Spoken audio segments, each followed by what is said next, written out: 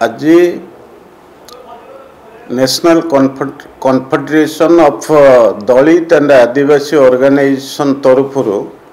जो भली भाव में भारत बंदर डाकरा दि जाइए प्रकृत में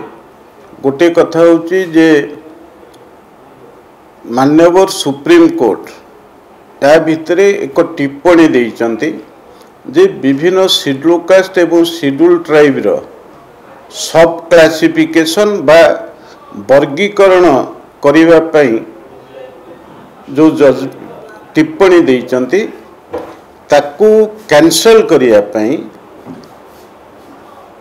एमाने दाबी रखिचंती। प्रकृत में भारत बंदर आवश्यकता नथिला। ये संपर्क रे पूर्वर जेतेबेले अगस्ट 1 रे एई भली भाव में माननीय सुप्रीम कोर्ट टिप्पणी आसिला ता परवर्ती अवस्था रे भारतीय जनता पार्टी रो आमे सारा भारत वर्षर जेते एससी एसटी एमपी अच्छो आमे प्रिय प्रधानमंत्री नरेंद्र मोदी की भेटी एक स्मारक पत्र देइचु एवं क्रिमिलेयर आधार रे सुप्रीम कोर्ट यही भली भाव में टिप्पणी एक एससी एसटी लोकंक भितर विभ्रांत सृष्टि न हो एवं क्रिमिलेयर आधार रे उपवर्गीकरण को लेकिरी गोटे सारा देश रे गोटे हटचमट सृष्टि न हो ये संपर्क रे आमे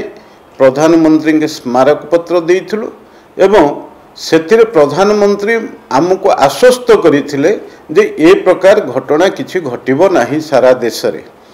तेणु अतीत रे जदि आमे उदाहरण नबा जेतेबेले 3 एससी एसटी एक्ट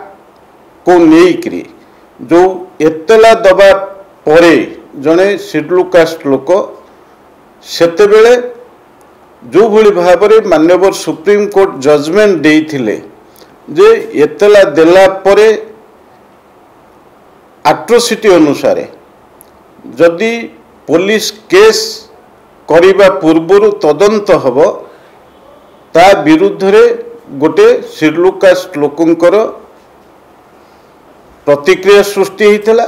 एवं परवर्ती अवस्था रे आमर प्रिय प्रधानमंत्री नरेंद्र मोदी नेतृत्व में भारतीय जनता पार्टी सरकार पार्लियामेंट रे एक संशोधन प्रस्ताव आनी सुप्रीम कोर्टंकर जजमेंट को खारज करथिले। तेणु आमर प्रिय प्रधानमंत्री को उपरे आमर सारा देशर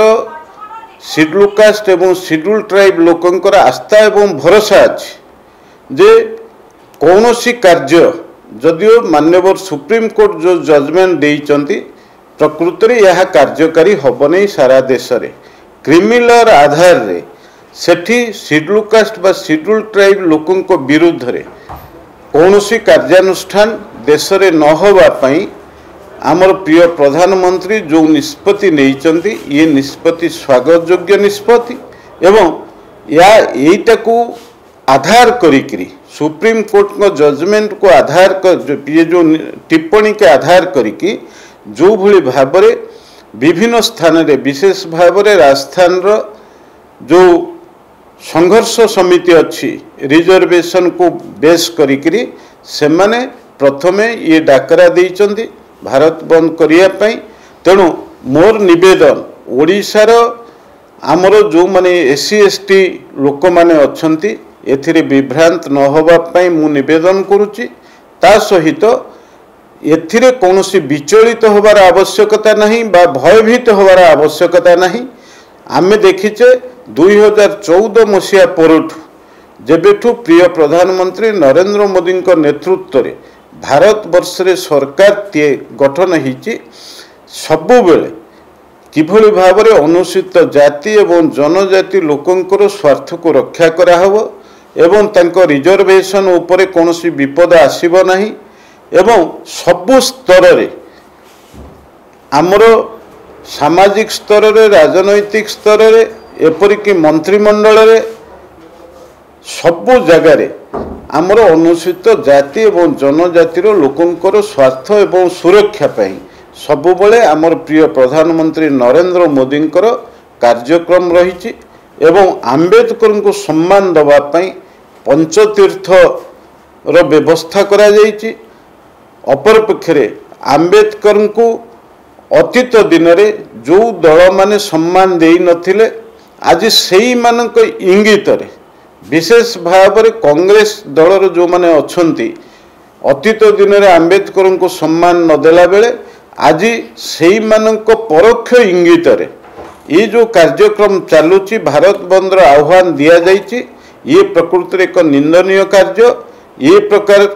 भारत बंद कार्यक्रम सहित ओडिशार कौन शेड्यूल कास्ट बा शेड्यूल ट्राइब लोक माने जोड़ी न होबा पाई एवं ये आंदोलन सहित संपृक्त न होबा पाई आमे भारतीय जनता पार्टीर एसी मोर्चा तरफरु मु निवेदन करुची एवं आमर प्रिय प्रधानमंत्री सुप्रीम कोर्ट ये जो टिप्पणी देइचंती आमर डीएवाई चंद्रचूड़ नेतृत्व रे ये कार्य प्रकृति हब नहीं एवं समग्र भारत वर्षर आमर अनुसूचित जाति एवं जनजातिर वर्गर लोक माने आमर प्रिय प्रधानमंत्री नेतृत्व रे चलीथिबा सरकार द्वारा तांकर सुरक्षित रहिबे एवं कौनसी असुविधा तांकर हब नहीं एवं विभिन्न चाकरी क्षेत्र में हो सामाजिक व्यवस्था रे हो जनमंगल कार्यक्रम रे हो रिजर्वेशन नेतृत्व रे चलीथिबा सरकार द्वारा तांकर सुरक्षित रहिबे एवं कौनसी असुविधा तांकर हब नहीं एवं विभिन्न चाकरी क्षेत्र में हो सामाजिक व्यवस्था रे हो जनमंगल कार्यक्रम रे हो रिजर्वेशन आधार रे आमर जो भली भाव में आमर स्वार्थ सुरक्षित रहिबा कथा राजनैतिक दृष्टिकोण ये समस्त कथा निश्चित भाव में हम आमे देखीचे आमर प्रिय रामनाथ कोविंद जी शेड्यूल कास्ट संप्रदाय लोक तांकु किभली भाव में राष्ट्रपति करा जाइथिला। आमर ओडिशार आमर आदिवासी महिला आमर सम्मानीय द्रौपदी मुर्मू को किभली भाव में राष्ट्रपति करा जाइथिला करा जाइछि। तेणु एथिरे